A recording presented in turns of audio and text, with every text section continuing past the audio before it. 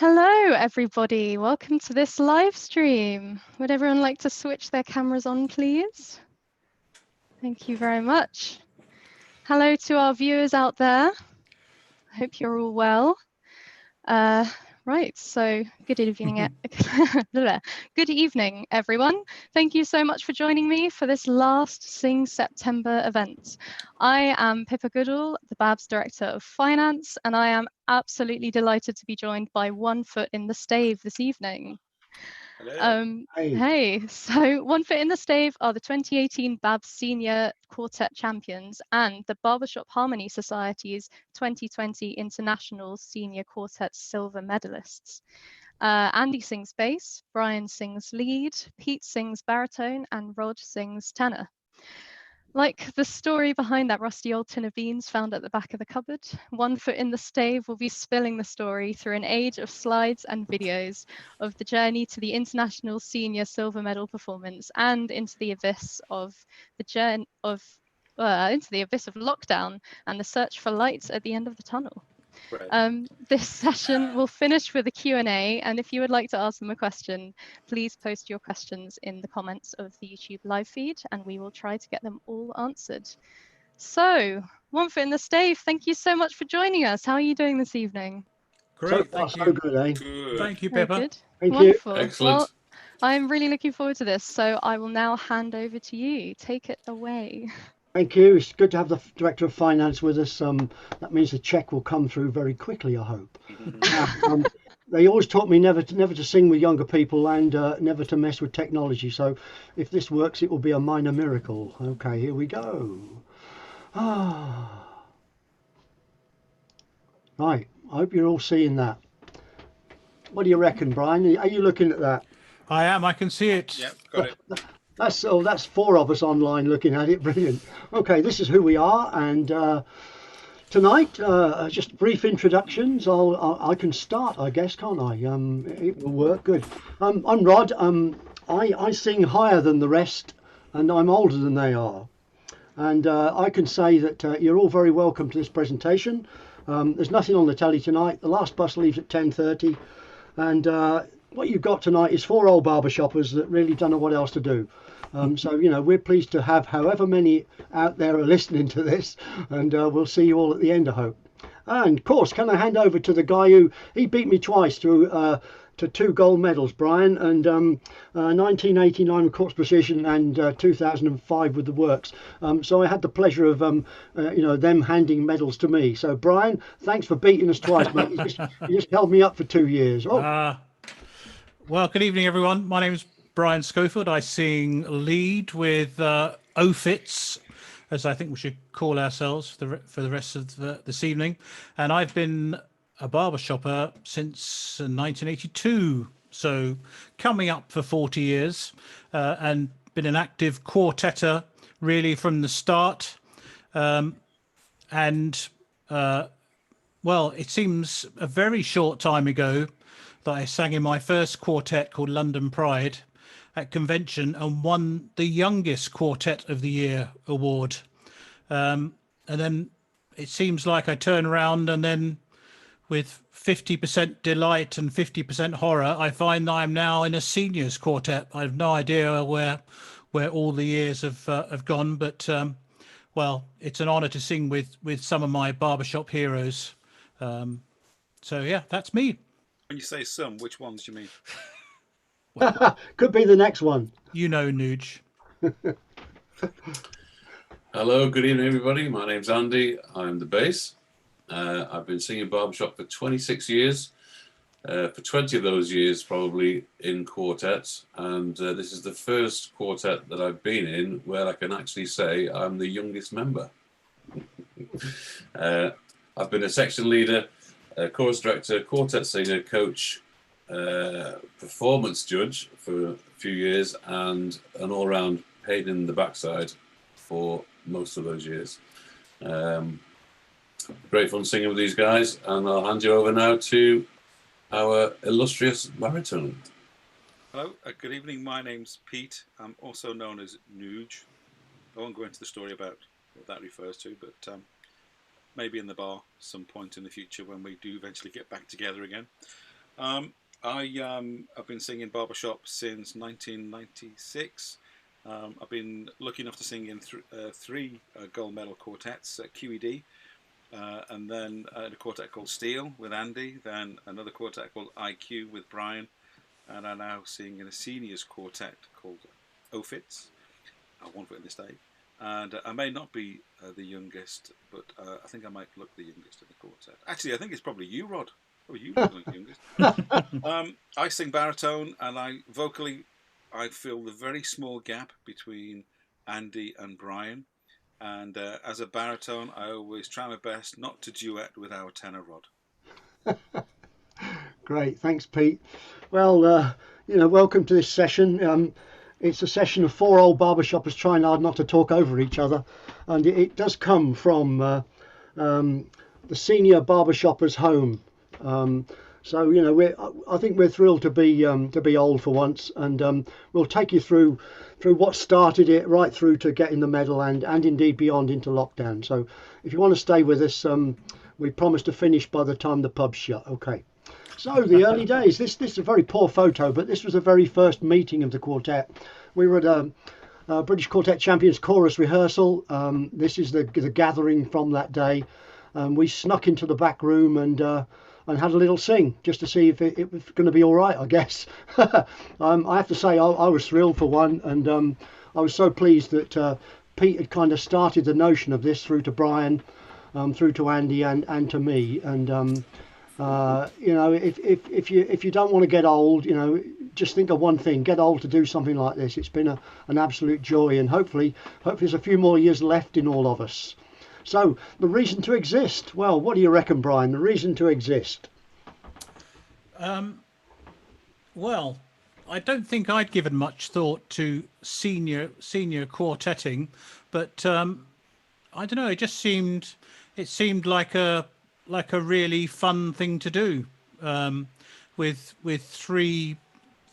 Well, one singer I'd sung with before, but three mates that I'd known for most of my barbershop life, and it just seemed like a really fun opportunity to get together and sing.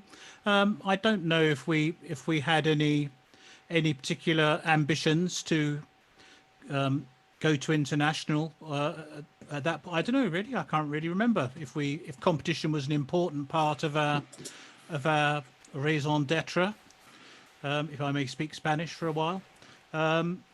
But the main reason was just to sing with mates, I think. Yep, good, lovely. I mean, Pete, I think for me, you were instrumental in getting this stuff together. I mean, you'd sung with Brian, and you'd sung with Andy, actually, hadn't you? So you were the catalyst to this. So what do you reckon, Pete? What do you recall of the existing early days? Like Brian said, it was just a question of singing with my mates. The fact that we all sang together in the BQCs, and it was an opportunity just to try to get together and see if we could make something work. And in the early days, we had no any aspirations to go into meddling, into competition. I think it was just to see if we could have a bit of fun singing together, to be honest with you. Brilliant. Well, so far so good, I hope. Andy will tell us a bit more about, I think, where the name came from. I think probably you were instrumental in getting that, or purloining it might be the better word. Yeah, I'm getting old and I can't remember. No, seriously. Well, every quartetter will know what a nightmare it is trying to come up with a name that hasn't been used before, that's unique, that's kind of a bit of a play on words maybe. And what hair we had, we pulled out trying to come up with a name. And Brian had an idea. He had a quartet name that he's always wanted to use. He's forbidden me from telling you what it is because he wants to use it in a future quartet. So I won't tell you what it is. But I was in conversation with Duncan Winyates way back whenever it was, and he said he's got a great name for a seniors quartet, and he said One Foot in the Stave, which is a great play on words, and I put it to the lads, and that's where it all began. Brilliant. Thanks, Andy. I mean, that solved a huge issue. Every quartet I've been in, choosing a name's been the hardest bit almost. Rod, can I just Brian, say, please. yeah, can I say that? Well, actually, one of the names I wanted, which didn't get through the list, was Roland Butter and the Cruets. That never made it for some reason. But an interesting sidebar to the name we did choose, which is One Foot in the Stave. When we did eventually go to America and Jacksonville, which will come later in this talk, we were a bit surprised that the Americans seemed slightly nonplussed by our name, and you know, we thought the name was puntastically amusing. The stave, One Foot in the Stave, get it? Anyway, they clearly didn't get it at all, because the stave, the concept of the stave in music just doesn't exist in America. It's the staff line. So they had no idea what we were talking about really with the name One Foot in the Stave. Yeah, thanks, Brian. Yeah, that's exactly it. One foot in the staff. Yeah. Okay, so rehearsing isn't exactly easy for us. If some of you know us, I mean, Brian's in Suffolk, Pete's in Bristol, Andy's near Stafford, I'm in Birmingham. So it's a travelling quartet, and we wanted to be organised in terms of rehearsals. That's probably the only thing we are organised for completely. But you know, this is a kind of distilled spreadsheet of 2018 of dates that were available to us when we could rehearse. The ones indicate we're available. I've deleted all the zeros and whatnot, and put in the two major events for 2018. That was IABS and the Labs convention where we all were, and indeed at the bottom, QP Quartet prelims. You know, so we're able to get together when we can, try and do at least once a month, sometimes twice. Coming into contest, we beef it up if we can.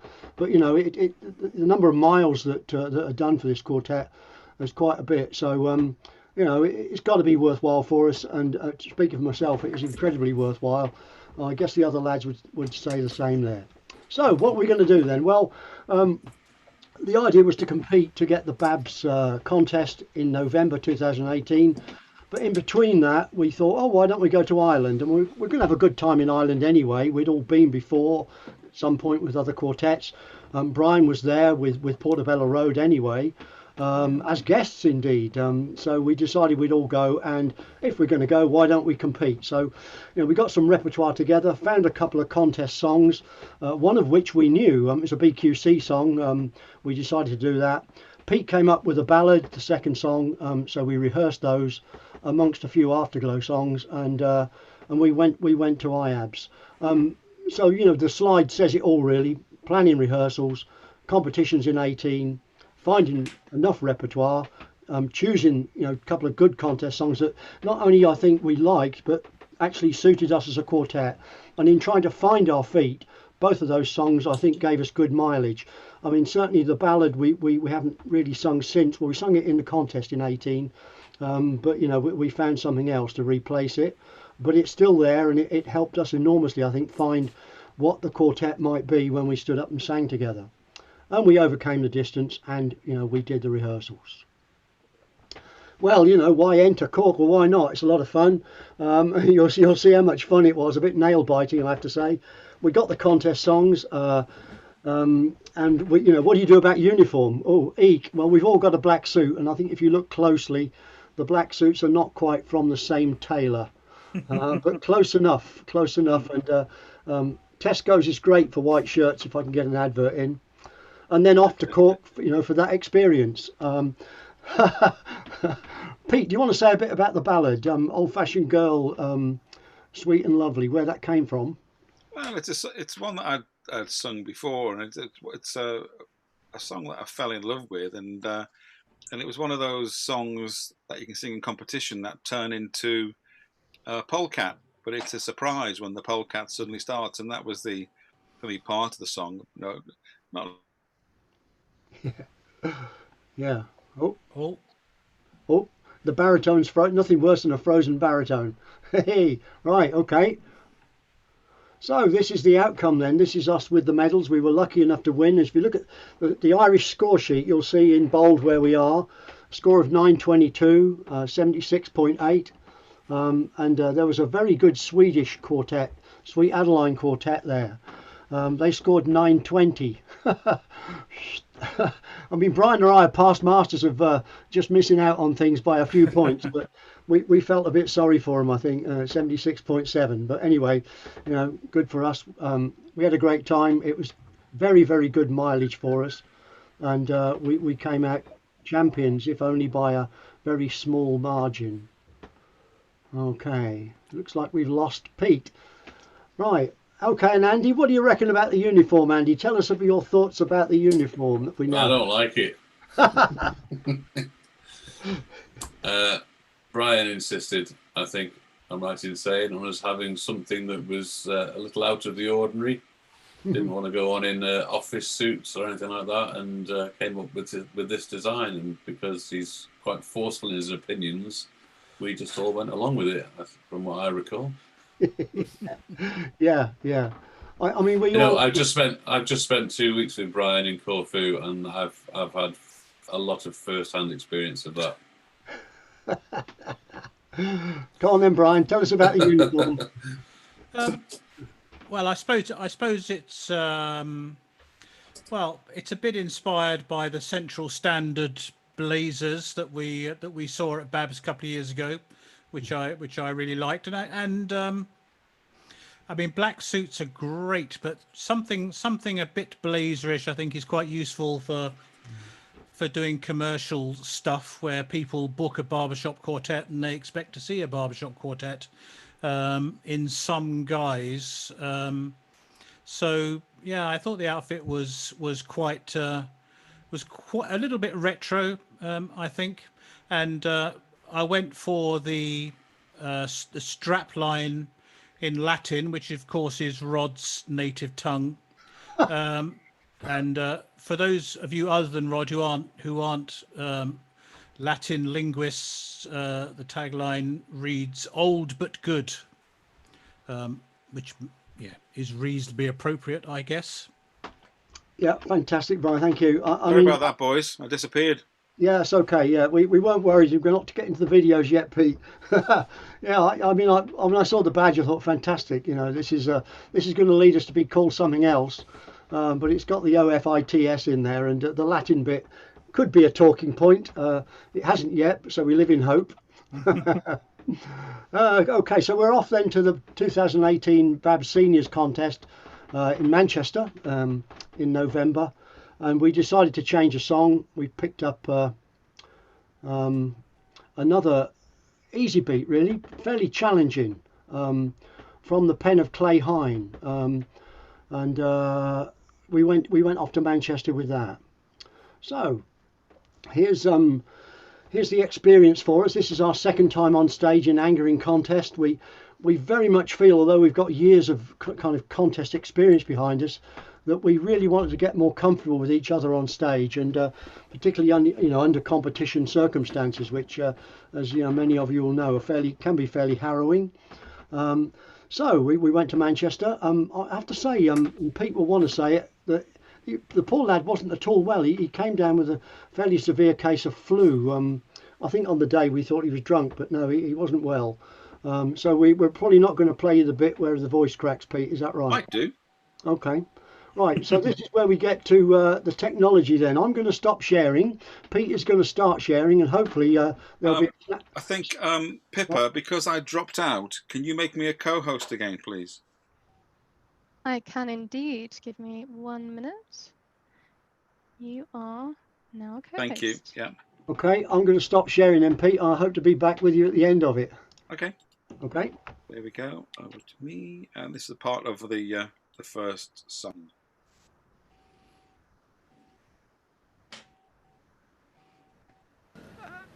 And can we have the house lights down, please? Contestant number 3 are in the seniors quartet contest from West Midlands and Donamos. Please welcome One Foot in the Stave.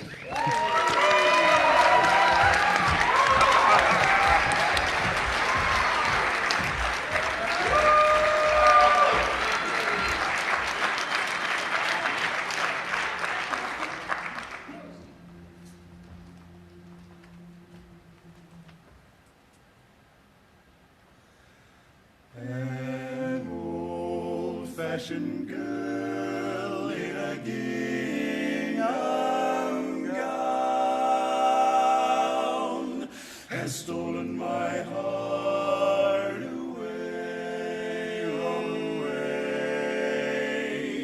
An old-fashioned girl in my own hometown promised to love, come what may, come what may. She's mighty like my mother, and I never thought. There we are. Let me stop sharing. So back to you, Rodney.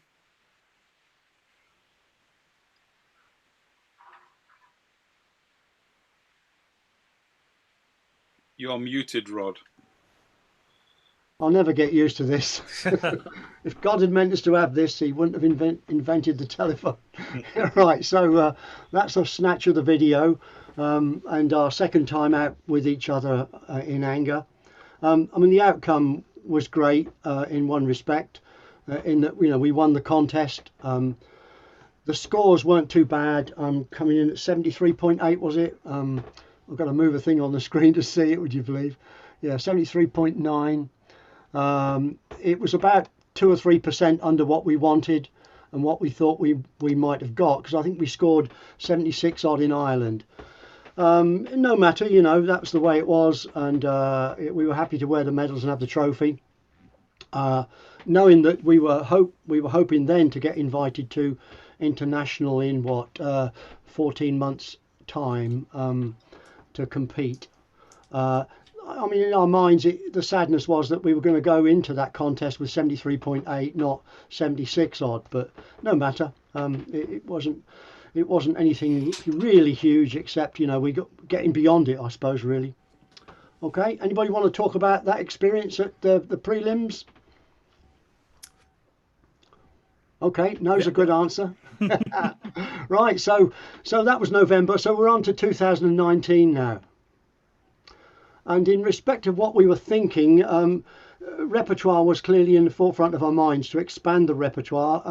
Look for, by all means, for good contest songs, but really also for show songs, afterglow songs, and get those under our belts. We were very fortunate. We got invited to the Friday show, the BABS convention. Then they they sprung one on us. Would you like to be coached under glass? Yeah, lovely, thank you. By Crossroads. Oh, eek. And then Sunday morning at 11 o'clock, which probably curtails slightly the Saturday night revelry. But yes, you know, there's the photograph of us with Crossroads. I shouldn't really comment on slimness, really, should I? No. Oh, good. I thought you'd say that. We picked up an invite to Harmony College, which was great. We were together there. In fact, we were together there coaching on the Quartet stream, and we were able to sing on the show. And we also were invited to celebrate a birthday with Seven Harmony in Telford. And that photograph of us there is a little Brian feature song. So, you know, more stage experience was fantastic for us through that year. Now, in the meantime, and this is sort of going back a month or three, although, as you'll see, we didn't get the invite to international till the end of October that year. We were hopeful to go, so we put plans into place to book flights, to look for hotels, to plan out the week when we were going to be there together, and what we might want to do. So back in March time, I think we booked the flights. Pete found hotels for us around that same time. We expended money and tried to get all the plans in place that would enable us to go when the invite came. I think we were also thinking about getting the contest repertoire right as we were going through the year, and indeed looking forward to what indeed was our next stage experience under contest situations in front of judges, and that was the next prelims in November.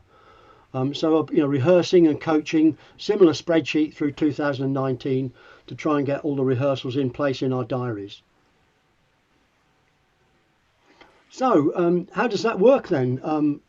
As a senior quartet, we're allowed, as indeed BABS quartets are, champion quartets are, to compete at prelims, not as necessarily part of the contest itself, but to go for what could be classed as an international score. The way that the Society Seniors works is they take basically the top 27 choruses from all the prelims, and that includes BABS and snobs. Say, Bandy, yeah. Quartets. You say choruses. Did I? Oh dear. Yeah. 1, 2, 3, 4. Yeah. Dear, oh dear. I need a drink. That's Cheers. better. Gin. Gin, more gin. So they take the top 27 quartets into the contest, and they get invited around end of October, early November, when all their prelims are over. So we were sitting with our score from 2018, looking forward to going in 2020.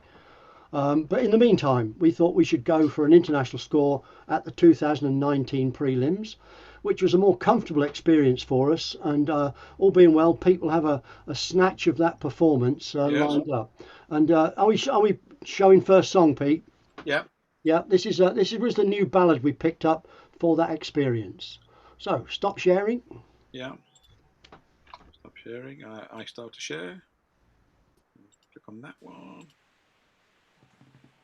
There we go.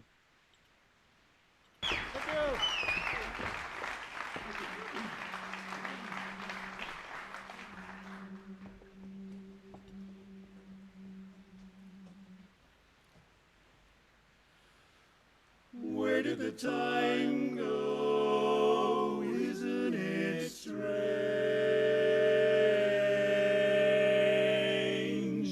Memories of mine glow, but all things must change. That's enough of that one, because you're going to see that again in a minute. Oh, Rod, Back to you, Rodney. need to unmute. Thank you. I should do that first, really, shouldn't I? Mm-hmm. I'd hate you to miss anything I was going to say about you. Yeah, okay. So, who wants to speak a bit about that experience, the 2019 prelims? I'd just say about the song that because I think I brought the song to the quartet, and it's one that I'd sung previously in a quartet called Quartz Precision. So that would have been, I think, when I last sang it would have been about 1989, and it's interesting. I mean, the song I think we chose it then because it had some great ringing chords in it, and for not much else really. It was a lyric that didn't particularly mean that much to 20-something young lads, but it's a song that had immense relevance as for a seniors quartet, talking as it does about lost youth. So I mean, it's maybe a bit of an obvious choice. I don't know how often it's been done in the seniors contest, but it seemed like a perfect song for the occasion, and I think it's one that all of us really bought into. And it's an important part of choosing repertoire. Find songs that the quartet really buys into and really suits the style and suits the voices. Yep. Okay, Andy, want to add anything? I can't remember. You've used that one. I still can't remember. I remember going to the 2019 prelims. Oh, fair enough. I couldn't remember what song you were going to play. Now I have to tell you, I guess a load of people will know this, but Andy he's the one that always knows the notes and always gets them right, and he can't remember the songs. We're in trouble, lads. What's my favourite saying? Yeah. What's my favourite saying? How does this one start? Yeah. The first words? I'm not Brian. We were looking for the arrangement, and I had a very old handwritten copy of the Little Boy, and and I'll say it now because I'll probably forget later, but in going into international, we wanted to make sure that we were legal completely with all our material, and we found out it was arranged by Tom Gentry. So I contacted Tom, got it sorted, contacted publishers, got that sorted, and the rest. It was quite a shock to find that The Little Boy was written and was a big hit for Tony Bennett in the 1960s. I mean, some of us are too young to remember that, of course. As modern as that, eh? Yeah, yeah. And I tracked down a copy of the sheet music eventually from the States. Yeah, okay. Right, here's the score then.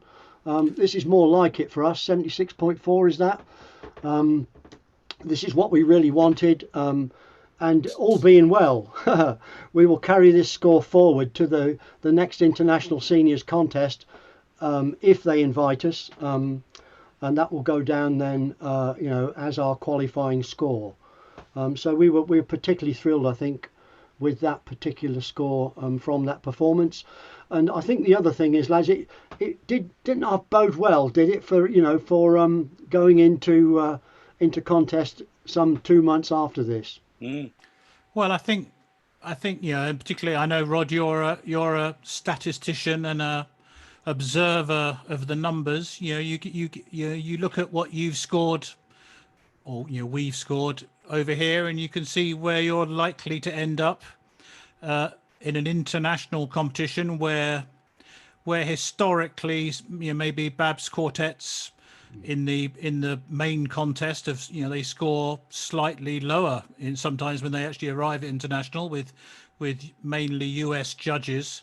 So yeah, we were pleased to have a score which, if all went well, we thought we could, bearing in mind they have the top 5 medalists in seniors quartet contests as they do in the regular contests. We thought we might be in with a squeak of getting some sort of medal, which would have been which would have been into the top 5. Yeah.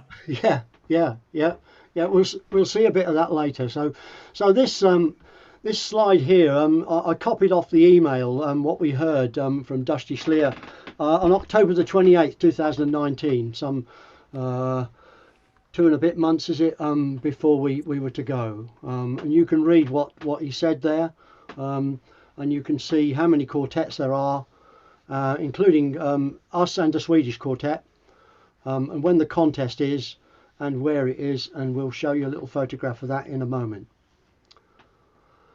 In the meantime, as Brian said, I mean, I was intrigued to research from the internet scores, basically. We knew during October, November that the Society Quartets were competing, and they have separate seniors contests, mainly in the districts. So we were able to get the seniors scores, and this is, I suppose, a selection of that. If you look down the left-hand column, you'll see the quartets. I've not got them all there, all the 27, but I clocked their scores in the 3 categories and what they got and their percentages, and then their invited position. So we knew going in that with our score of 73.9 from 2018, we were going to be in 4th place if all remained the same. But our score from 2019, 76.4, would put us up here competing with the big boys from their prelims. So we got that behind us, and I mean, I think we're all old enough and daft enough to recognise what that means, what those figures mean. It gave us, I think, a leg up on the ladder, but I think in our minds, it were two real points. One was, well, okay, there's a chance, let's go for it.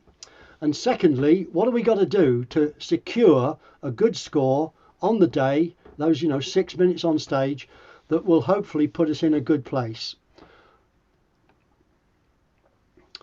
And that really became what we called the crunch, really. What do we need to secure this and to make it happen on the day? And what help can we get? And where would we go for the help? Who wants to talk about Brian, talk about the coaching. I think the first real coaching we had from an external person was Doug, wasn't it? Yeah, of course. Doug's been a great friend to to us as individuals, and some of us were then singing for him at the time at Mailvox. So he very kindly agreed to come and be paid to coach us. And yeah, we benefited from a super weekend with the Dugster, actually at Suffolk, which made a nice change. And we had some of the Harrington Stardust sprinkled upon us. You know, we were four voices that he knew intimately, so we could get off to a flying start with him. And yeah, I mean, he made some real improvements to the interpretation of the two songs that we'd chosen. And I think we realised then that there was still more to do in the actual performance of the songs, and I think that's where our second coach came in. Yeah. I mean, in the interim, we're very fortunate. If we're rehearsing at Brian's, I mean, there's Gaynor is there, and you know, not that she has a choice really, but she's very generous in helping us out. And I mean, from my point of view, and I think I speak for the other two, and if not for Brian, you know, she's brilliant, and she knows us very well. She knows the lead singer incredibly well, and what she does for us is magnificent. You know, it's something that we've got very close to us, which we can access easily. But the match is fantastic, and well, and I think you know, she's just one of the best barbershop coaches in the country. Yeah. Yeah, And I'll add here, Brian, she's one of the best coaches Is she- I've ever seen work with you. Yes, Is she watching? Is she watching this? Is she watching this, Brian? probably. Let's hope not. In which case, Gaynor, the check's in the post as ever. Yeah. Some of you'll know Andy was a performance judge for a while, and Really? we talk about performance, and we all understand that performance maybe has two main thrusts.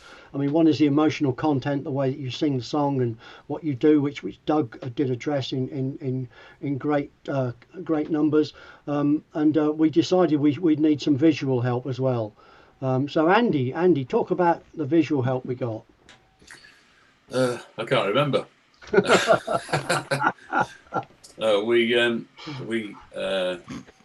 We enlisted the help of a young lady that's, as far as I can remember, as far as I know, hasn't been around barbershop for, well, certainly not. I'll start again. It's Kirsty Williams. Yep. Yeah. I hope she's not watching. Well, I mean, I remember from from when I started singing, I didn't see the name Kirsty Williams until fairly recently, so I don't know. Maybe she's been on the Sweet Adeline side or something. I don't know. Anyway, we spent some time at Kirsty's house, and she worked on the performance basically and gave us some real good tips, which I can't remember. Can anybody else remember? Pete, what can you remember? I mean, Kirsty really sprinkled some presentation fairy dust on us, and and she got us to connect more with the song, in terms of giving the performance as barbershoppers. We always want to make the audience feel something, and you're not going to do that if you're not feeling it yourself. And I think what Kirsty did was allowed us to connect more with our own individual stories, I think, within the song. And that was it. I think we carried that through onto the stage. Or did I just make all that up because it sounds good? No, he remembers it now. Yeah, I remember that bit now. Yeah, fantastic. I mean, it was quite short between her session and going, wasn't it? But it was, as Pete says, magic, fairy dust, yeah. And it set us up for the work we could do during the week, which we'll talk about in a bit. But those three people, alongside Crossroads with using all the colours of your voice from Jim Henry, I think really was great stuff for us to take forward, and indeed to continue, I think, boys, to take forward as well. Solid stuff there. Fantastic. Right, so What's next then? Oh yeah.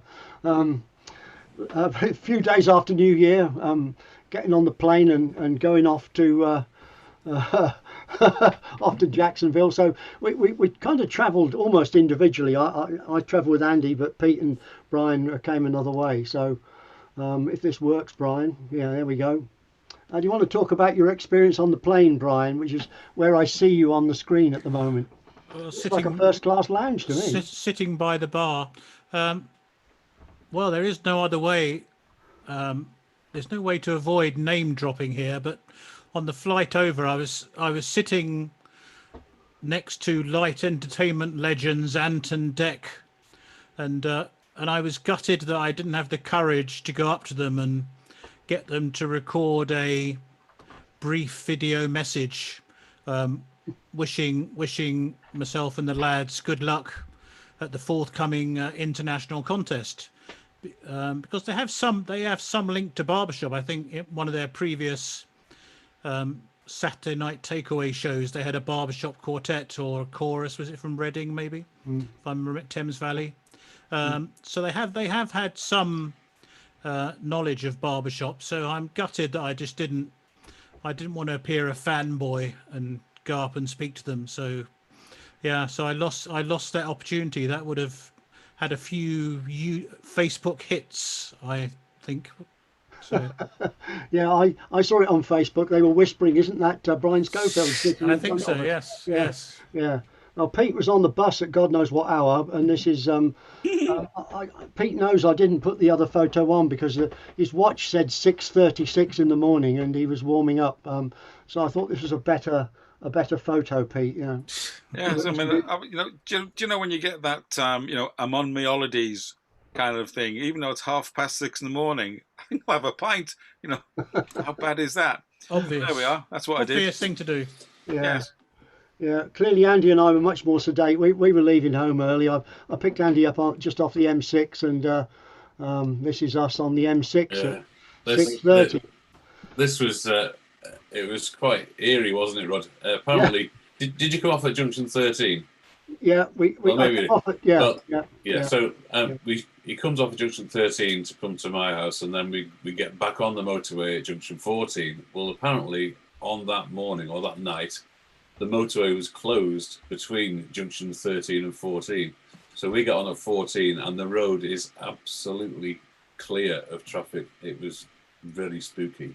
And that went on right up till the next junction, which is obviously junction 15, which is it's a good 10 miles or so between the two junctions. Not another vehicle in sight. It was like 28 days later. Yeah, spooky. Yeah. Exactly. Yeah. Are there any other interesting junctions on the M6 we can talk about? Well, the ones you know, Brian. Oh, by the way, the M6 is now open, Brian. Oh, okay. The next trip will be easier.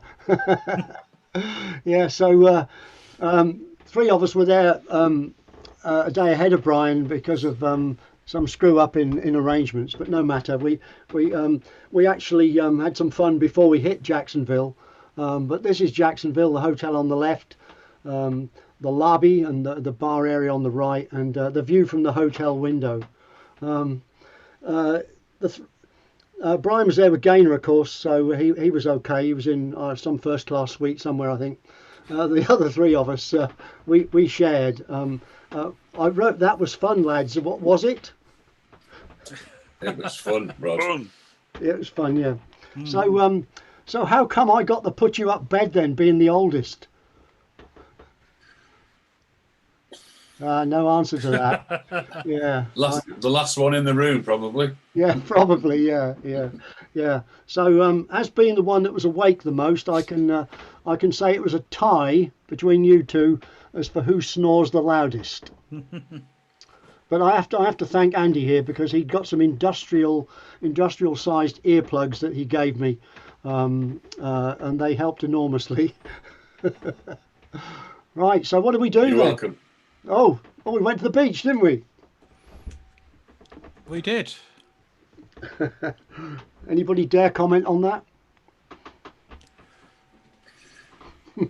Least said the better, I guess. Yeah. Well, I had the idea that we could get a fun photograph using the burst feature on an iPhone, where if you hold your finger on the shutter button, it takes many photographs in succession. It takes several photographs per second. So I just told everyone to jump up in the air individually, and obviously we pick the one where which looked the best, basically, out of a run of, I don't know. Yeah, brilliant. We had a nice experience singing in a bandstand down by the river. I mean, there is a video of dubious quality of that with sound. That was quite nice to do that. That was a bit of light relief from the two contest songs. Rod, can I just say as well that when we were in the hotel, we did also get a little bit of coaching from somebody who I think is watching in the USA. Yep. From Manny Lopez. In fact, I know he's watching because he's just sent me a message. Yeah. So hello, Manny. Hey, Manny. Hi, Manny. Well, Manny, we'll try and give him a mention later when we get to. He's just had one. Hey? Yeah, but don't give him any. Don't give him any more than that. That's always God. Put him in his place, like, because I benefited enormously from it.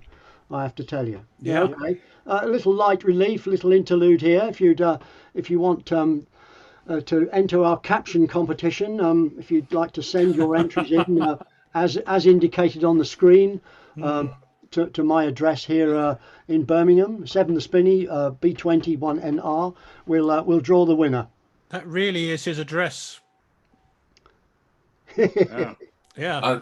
I think Brian's saying, "Can you tell me where the toilets are?" Yeah.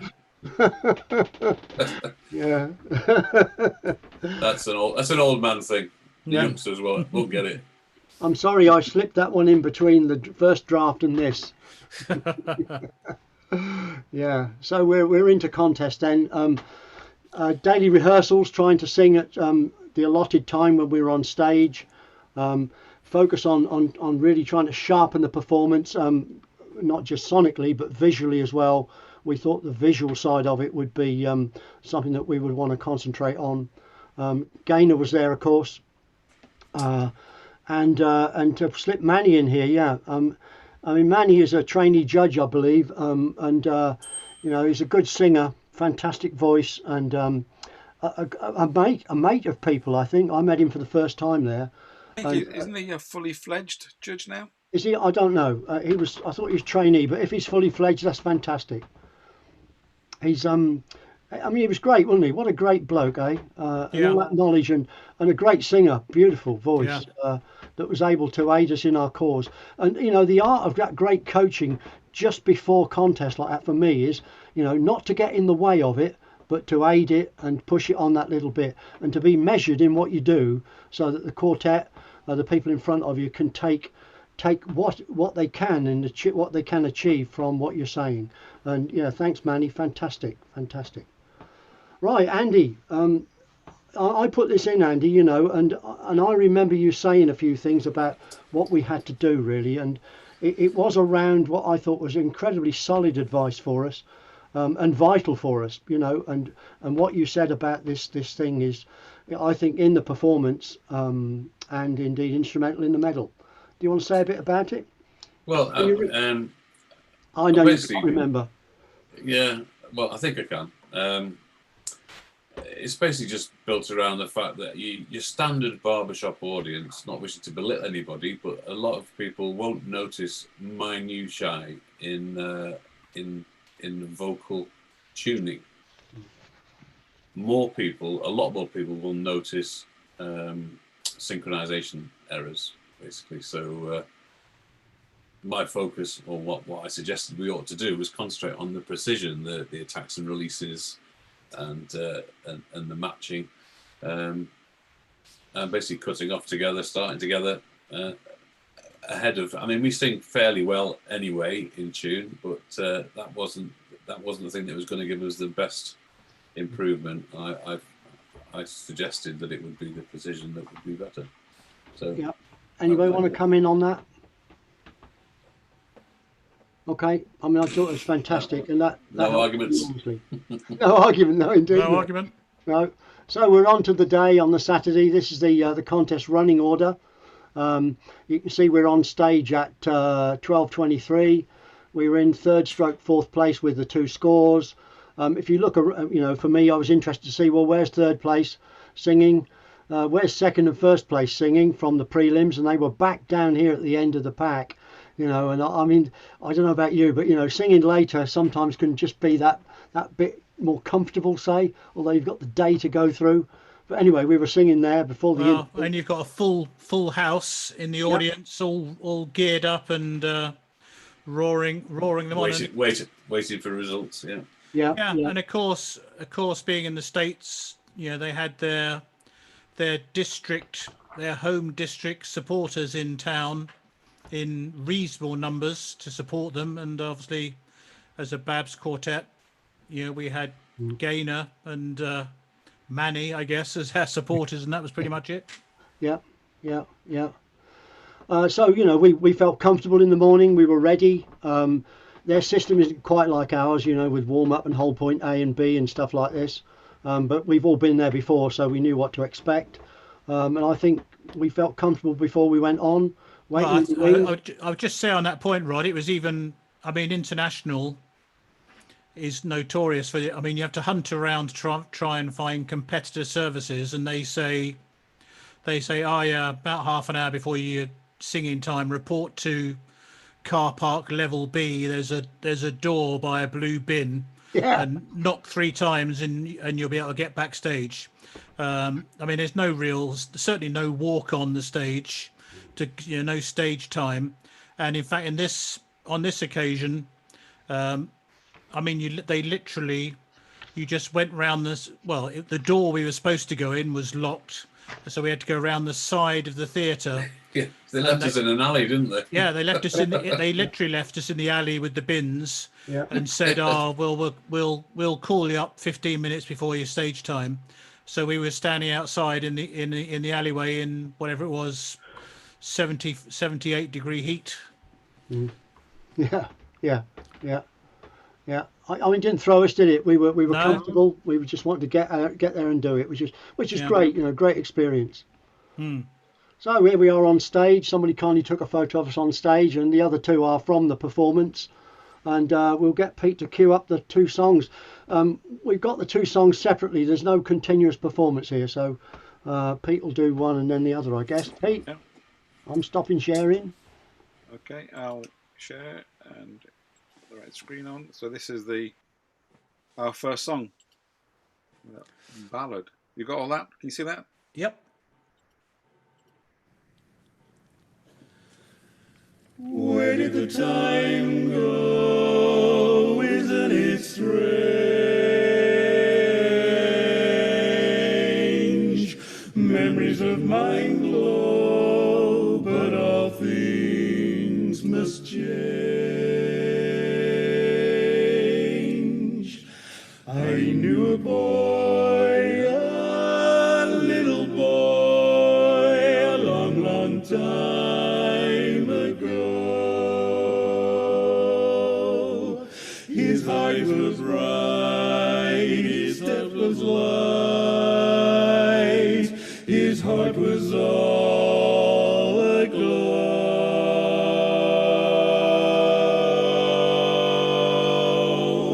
And oh, his world was young and gay, a magic carousel.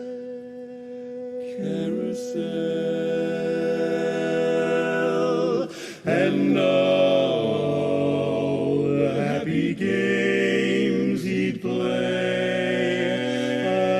I still recall so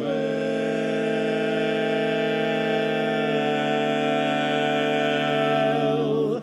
There came a time we said goodbye, we've been apart since then. No one knows as well as I, he won't be back again.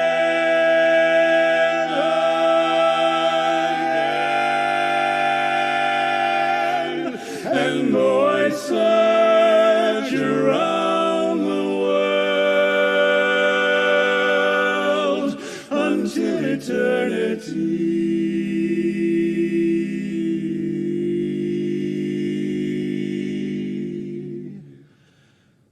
I'll never find that little boy. He meant so much to me.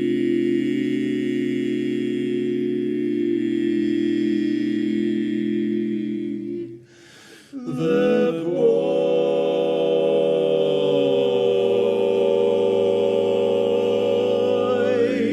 I used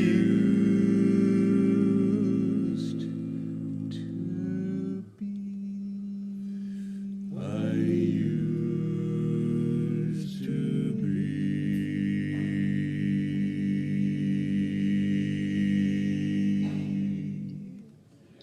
We did get a standing ovation there. Video. Bear with me a second.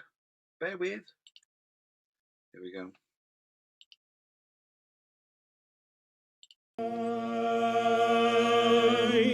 I search for phrases to sing your praises, but there aren't any magic adjectives to tell you all you are.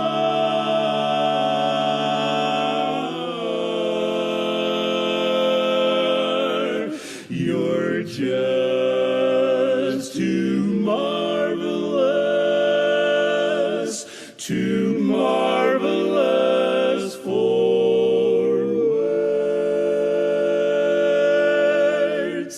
Like glorious, glamorous, and that old standby amorous. It's all too wonderful. I'll never find the words that say enough, tell enough. I mean, they just aren't swell enough. You're much too much, and just too very, very to ever be in Webster's dictionary. And so I'm borrowing a love song from the birds to tell you that you're marvelous, too marvelous for words. For words like adorable and amorous and glorious and glamorous, they're insufficient when applied to you, to you. To be euphemistical, to be eulogistical, I'd have to come up with a million words I never thought I knew. I'd rather be logical and sensible, but I'm incomprehensible whenever I begin to find a phrase. But they never say enough, they never tell enough. I already told you no vocabulary's swell enough. What'll I do to say the things I have in mind? It's really absurd, there isn't a word to fit you. No matter where I look, I always seem to find delectable, delirious, magnificently mysterious. You're simply too spectacular to be in my vernacular. That is why I'm forced to go to the birds to tell you you're colossable. You make my whole life possible, and too marvelous. You're too marvelous for words, too marvelous for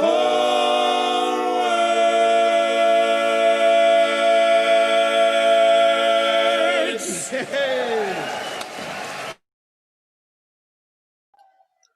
Hey! Hey! Hey! Hey! Okay. Am I unmuted? You Yes. are. Oh, good, yeah. Got it right for a change. Andy's not. I mean, I have to say, I'm singing along with that. Yeah, there's still one chord in there we'd never get right every time I hear it. You think somebody'd fix that, wouldn't you? In, I don't know, yeah. Close, mind you. Yeah, And so that's it. That's fantastic for us. You have to set that say, again. you have to say, there's something that the international people get right about the sound system, and I don't know it never seems to be quite reproduced over here. I mean, they've just really nailed how to make it an incredibly pleasant environment to sing on the stage. Just the feedback is perfect. The sound is absolutely perfect for all parts of the auditorium, which is it was a big old theatre, and the judges seem to be able to cope with hearing amplified sound. So it's all round. It's a very pleasurable singing and listening experience. Yeah, yeah, and I mean for quartets on stage, I mean for us, I thought it was magnificent being up there, hearing stuff and feeling really comfortable with, not having to battle against what you're hearing and all that. Yeah. Really, really good. Another abiding memories, anybody? Well, I think it's the first time the audience has stood up after the first song. In fact, they rarely stand up after the second song. But Yeah. that was a bit confusing and unusual certainly for me and my quartets. Maybe for your quartets, it was usual. But that was a real treat. They were a quite lovely audience, and obviously, as we know, when we were standing outside, a lot of them came up and said some lovely things, including some real barbershop heroes and greats. Jimmy Klein from 139th Street in Gotcha, came running up and said what a great performance. So they were very kind to us. Yeah, indeed, yeah.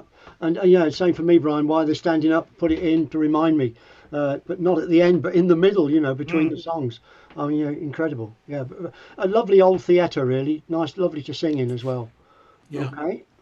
Here's the results. On the right, you've got the complete score sheet, and on the left, you've got the personal sheet that the judges give to individual quartets. So you can see the scores for the individuals and the way that the judges, have got the scores together. They don't publish these; they only give them to the quartets, and and who the judges are and their number. So if you want to go and stick pins in an effigy of a judge afterwards, you can do so. We had Jay Butterfield over here. I'll just sort of highlight Jay's score for song 2, 81. Fantastic. Yeah, he got it right then. Yeah. Yeah, he's a good judge. He was a good judge. Yeah. I mean, maybe we should say. I mean, Hearsay were a great quartet with a very experienced tenor singing, and Bob Moorhead singing in that quartet. I know, and we know that there were odd medalists, gold medalists, in fact, singing lower than us. Jay Hawkins, was it? He's in a quartet there somewhere. Cityscape. Cityscape, fifth place. I mean, I just to feel sorry for at least a second or two for Let's Sing. They were second last year, and I think they must have been a bit miffed that we'd come in and leapfrogged them. But hey ho, there we are, 77.3, with a fantastic experience, which of course led to these medals, which we are very proud of. We are very proud of them, and that's I think from people who've been around a bit as well and got other medals. I wonder, as the second on the back of a £20 note, maybe the answer to this one. Can you spot the difference between the two medals, the one on the left which we're wearing, and the one on the right, which is photographed? Who wants to speak about that experience? What happened? Well, there was a cock-up, I think is the way to describe it. They somebody forgot to bring enough ribbons to make 4 silver medal ribbons. So when we rushed up on stage to receive our medals, they gave us those because, as it turned out, they had previous gold medalists obviously knocking around for the Association of Seniors Quartet Champions Chorus.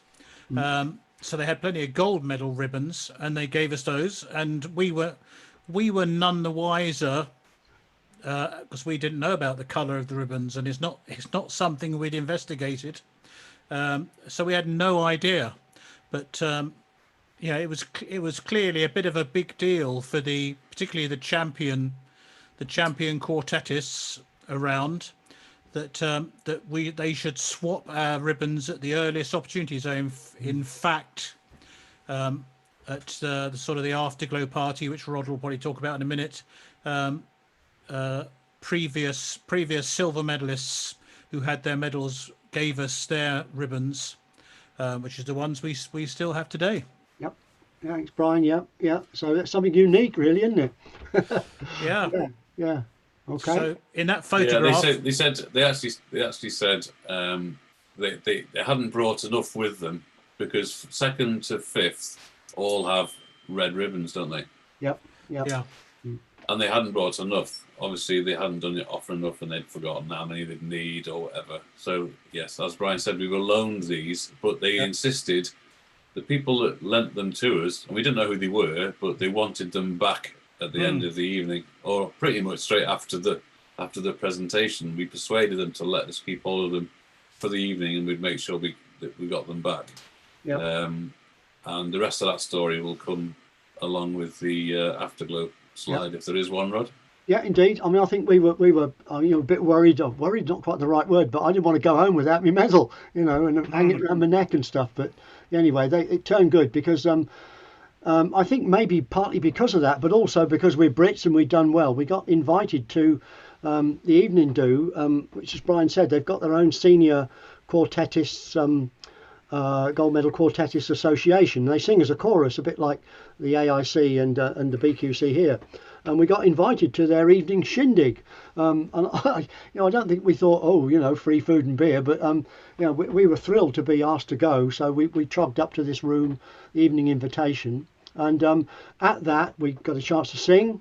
Another great reception for our abilities, and they swapped the ribbons round. Then I think a quartet there gave us their ribbons so we could bring them home, and the society hopefully has sorted out new ribbons for them after that. We were told by I think it was Dusty Schleer or somebody that they apologised for the mistake and they would post the ribbons to us.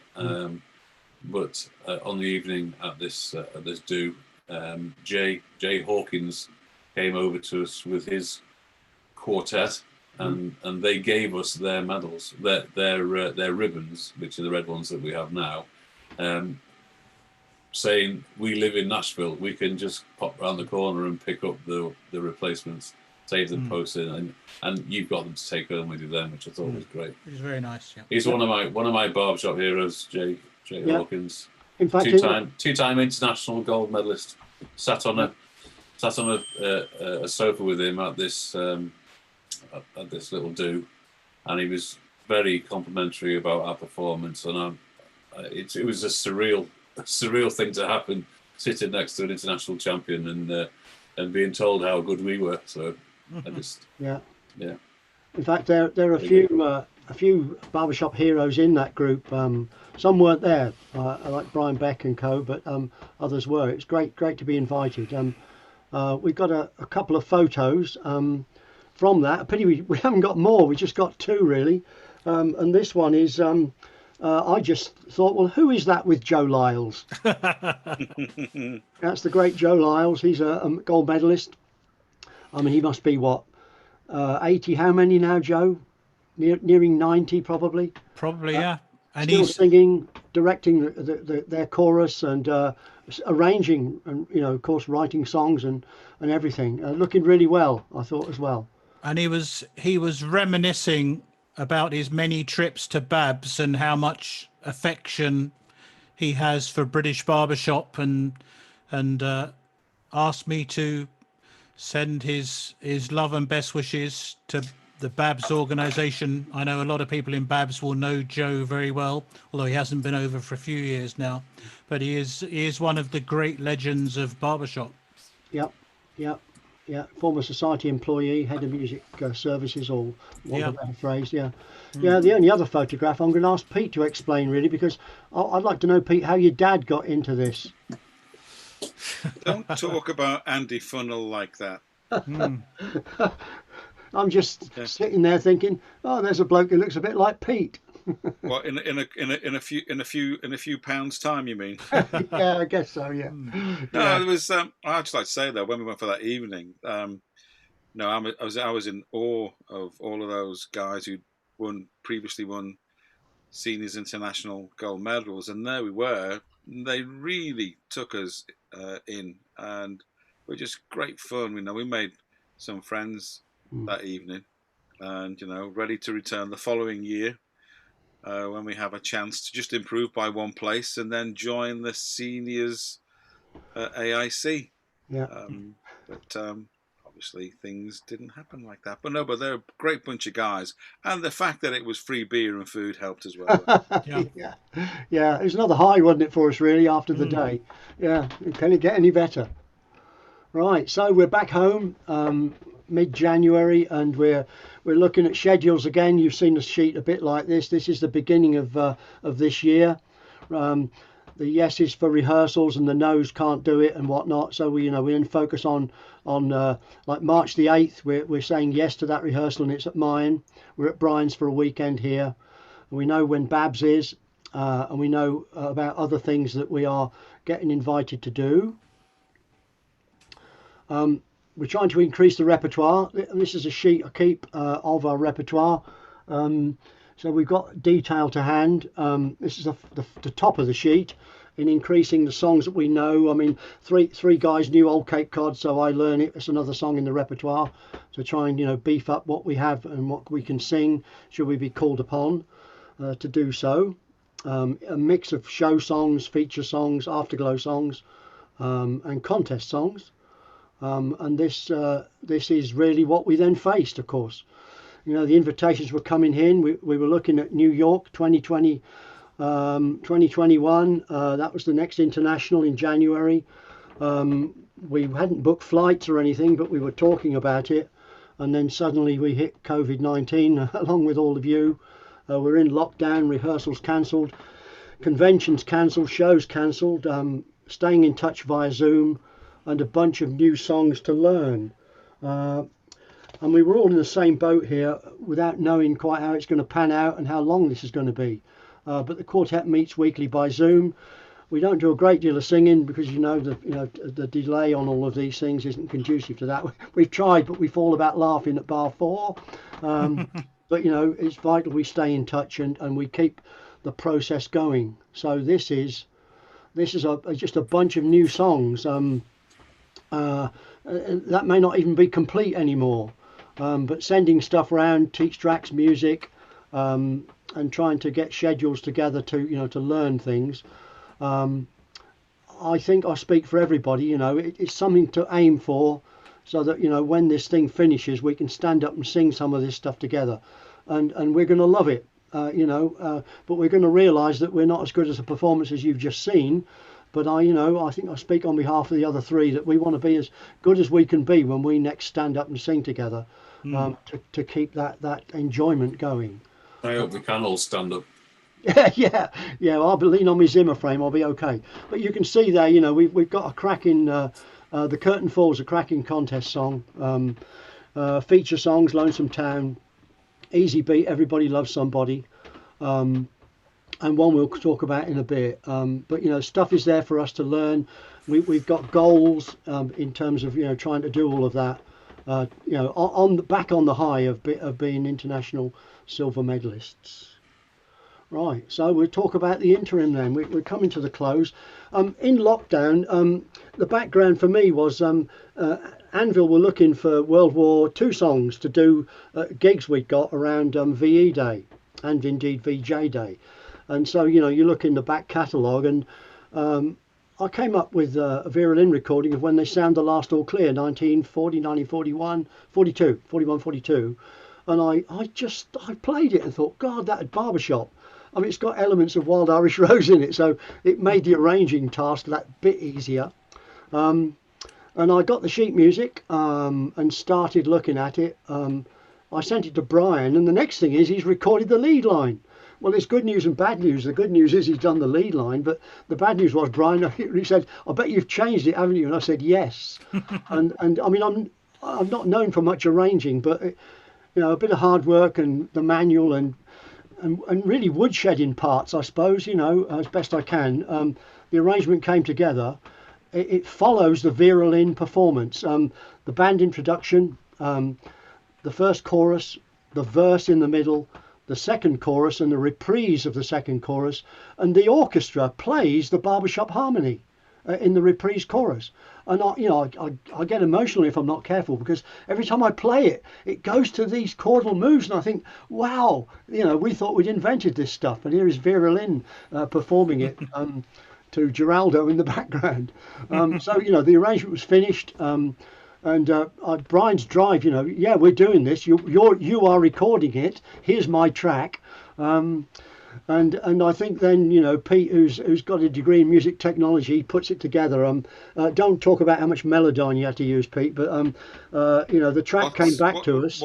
What's that? What's Melodyne? Oh right, okay, yeah. And Brian is saying, well, where's the video? To which we all gulped, and eventually we got bits of video together. And again, Pete's knowledge and ability, he found a great program which was enabled us to put visuals to the sound, and we're going to play it to you.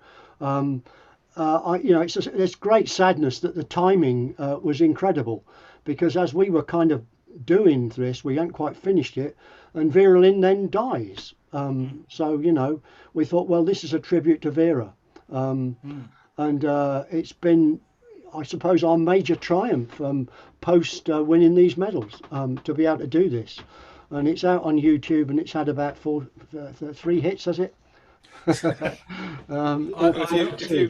you unshare your screen, I can play. I'll play the last part of it. I won't play the entire thing. Yeah, okay, thanks, Pete. Just to say that we've got one more slide before the encore after this. So stop sharing. You've got to share my screen. So this is just the last portion of the video. Darling will be when they turn up the lights, and the dark, lonely nights are only a memory. Nevermore we'll be apart, always together, sweetheart. For the peace bells will ring, and the whole world will sing when they sound the last all clear. Keep smiling through till the sun shines anew, when they sound the last all clear.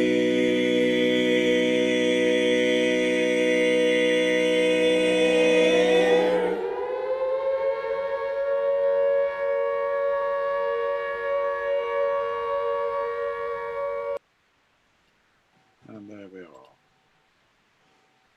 Back to you, Rodders. You're muted, Rod. Okay, unmute. Yeah, right. Okay, so that's our triumph within 6 months of lockdown, really, untested on the rest of it. In front of you all, I'd just like to say thanks, lads, for going with me on that. It's been a great joy to have that sung. I'd have been happy just to put it back in the filing cabinet, but and Pete, your expertise, Brian's drive, and the rest, just magic for us. I just joined in. You just joined in, yeah. I got a third bit of the quiz, Andy, but I didn't want to embarrass you. If you look at the video, there's something missing. What? Had you got your medal on? Oh, I don't know. Can't remember. Can't remember, yeah. Love it. Okay, so what next? When we got prelims cancelled, Harmony College cancelled before that. Midwinter Convention in New York is cancelled. We've been invited to go to SABS in 2021. There's a backstory to that they would have had us earlier, but they've been cancelling conventions like they're going out of fashion. Who knows whether we'll be at BABS in 2021. If you're there, we'll be there. There's one thing for certain, we're going to be a year older. Is that a worry to anybody? Well, of course, time is the enemy of the seniors quartet. So, God willing, we'll all still be here next time. Yeah, tell me about it. You may have to dig me up, but I'll make sure I'm there, will you? Yeah, okay. So that's it. Apart from just saying thanks, which we'll do after Pippa has spoken to us. Pippa, are you there? I am here. Hi, Brilliant. guys. Hello. Thank you so much for all of that. Fantastic. Yeah. What a journey. Yeah, so I've got a couple of questions, and if you in the audience would like to ask any questions, please just pop them in the YouTube chat and I will ask them. So the first one is, COVID permitting, do you think you'll go back and try for an international gold? And that is from Ollie. Do we all say absolutely together? Absolutely. Absolutely. Absolutely, Yeah. yes. No question about it. Yeah. I think we're conscious that, you know, a year's gap, might be 2 years gap. We know 2022 is in Pasadena. Oh, there's a song. Yeah, so you know, we want to be there. We want to have another go. At least it won't be cold. Yeah, indeed. And it's not. I don't think it's for us. It's just about trying to go and win. You know, that's great. And yes, certainly we'd like to do that. But you know, that experience we had in Jacksonville was fantastic. To be amongst those people and to be treated that way. So yeah, anybody not want to go back? That's what I thought. Yeah. It's not a question, but Alan Hughes says, 4 giants of the British barbershop scene who continue to blaze a trail as a seniors quartet. Thank you for everything you are doing for Babs. Oh, thanks, love Al. you, Alan. Cheers, Al. As incoming chairman, and since we have the treasurer here, yeah. Thanks, Al. Thank you. Yeah, no, it's great. I've got another question. How did Midwinter compare to other conventions like BABS or July International? Because I've never been to Midwinter. Everybody goes to bed about 8:30. Kidding me? No. Yes. Well, it's Very good at In the science. morning. In the morning. Morning. it's actually quite an interesting blend because there are a lot of old geezers and gals like us. So that's a big part of the convention, but probably almost as big is the high school aspect. They have I don't know what the name of the contest is, but it's Collegiate? no, not really. It's high school choirs. Yeah, it's younger than. Yeah, younger than collegiate. Is it Next Gen or something? I can't Maybe Next remember. Gen. next gen. Next, That's next it. gen. Yeah. So there's an awful lot of kids around who are a great contrast because you know they just love the whole experience and go wild in the audience. Even for us old boys singing, the scream that they let out. But and they have a quartet, a next generation quartet contest as well.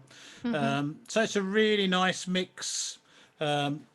A mix of youngsters and us old uns, so it's probably more stark than it is at a regular international, I'd say. And it was all centered around the one hotel, wasn't it? Really? Yeah, it's smaller. Much smaller. One thing we talked about was the next generation contests all happened before the seniors contest, which was on the Saturday, and we all thought, well, the kids will be here, they'll do their bit, and then they'll go, and we'll just be left with the old guys. But it was quite pleasing to see there was a lot of them were still there. You stayed for the whole weekend, and you could tell by the screams in the audience and all that they were watching and loving it, which is great. Yeah. Do you remember that quartet? It was a quartet with 2 sets of twins in it. Yeah. Can't remember the name, but Wow. I mean, do try and find them. Did they win? Yeah. I think they won. They won the contest, and they're fantastic. You know, 2 sets of twins. Tenor and baritone twins, and lead and bass were twins, I think. Just you know, that another highlight of the week. And I mean, just to get another mention, the 4 freshmen were there guesting on the show on Saturday. For those who know who the 4 freshmen are. Yeah. That was another. Yeah, I'd forgotten that. Sounds About- like it was amazing. Probably about the 5th or 6th regeneration of the four freshmen. Oh, I think 29th, Brian. I'd be Yeah, the numbers maybe. man, wouldn't I? Yeah. Go on And- the website, you can see. Yeah. That's it. and the other advantage of going to Midwinter is the 5 medalists from that year, or actually the previous year, Yep. at the July contest come and sing on a show Saturday night or whenever it is, Saturday night show. So you get to hear the best of the best of the current crop around. Yep. So yeah, I mean, I would recommend, if anyone wants a smaller experience, see what's coming down the pike for the future for the kids, and see some of the older, more experienced barbershoppers, plus the best of the current falling out the other end of the pipe. Yeah, so it's well worth it. Cool. Yeah. Brilliant. I've got a couple more questions for you as Yep. well. So Boo asks, what are your favorite tags? Like each of you, do you have a favorite tag? Brian hates Well. tags. Yeah. Brian, how could you? Not sure I go that far, but I'm a songs man, really. Yeah, me too. Oh, okay. I don't. Yeah. I don't have a particular favourite. I do like Zach's tags though. I've got to say. Yeah. Nuke, I think- you must I think- have. I think we all prefer to sing entire songs, and the tags. But I've never been a tag person as well, mainly because I can't remember them and I can't teach them. God, I'm Yeah, singing in a quartet with 2 people who can't remember anything. Listen, if Boo's still watching, I'm happy to sing tags all night. So just give me a shout. There speaks Well, of place. I'll sing them. I'll sing them, but I just can't teach them. You got to come up. You don't know come up them. with You your can't book of remember. tags. Oh, I'm definitely next one. I'm going to come over and teach Beth's tag, and I'll Great. make sure it's short. So Yeah. Yes, the No, memory's it's the problem. I remember my first tag. It was in a university house somewhere, and it was 5 notes, I think. And I could not remember it at all. It wasn't because of the amount of alcohol that I drank. It was just because I was not used to hearing that. Of course. And I think we've got time for one more question, and that is from Hannah. Was your favorite BHS quartet ever? How many favourites can I have? I think we know what Rod's is going to be. Well, there's just so many, Brian. I've been playing the 2004, 2005 AIC show. In the Boston Common were on it, well past their prime, of course. But yeah, there's so many. You mentioned the Buffalo Bills, the Suntones, maybe Gentleman's Agreement, but certainly the Dealer's Choice, the Boston Common, Bluegrass Student Union. They were magnificent in 2004. And onwards from there, I suppose. But then you'd hand over to likes of Alan Hughes, who'd say Vocal Spectrum and whatnot. Probably. Well, I've got lots of favourites for different reasons. I love the ringy, pingy sound of the modern quartets, the Vocal Spectrums and your Midtowns. I love that sound. I also love the full sound you get from the likes of the Gas House Gang. They're one of my favourites. Yeah. And Boston Common, of course. Yeah. So. And there's lots of different reasons to like different quartets. I don't think there's one that stands out as my absolute favourite. I mean, I loved what's that one you mentioned? Bluegrass Student Union. Yeah. And 139th Street Quartet, which never actually made the top slot, but it was the first. It was the first recording of a barbershop quartet that I'd heard. It was loaned to me by Rhiannon. Yeah. Yeah. When I joined the Clippers.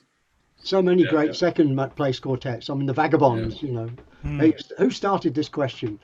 Pete. I mean, I've got a straight answer to that. I mean, and for me, it's definitely Bluegrass Student Union, my favourite quartet. One of the first ones I heard on a recording.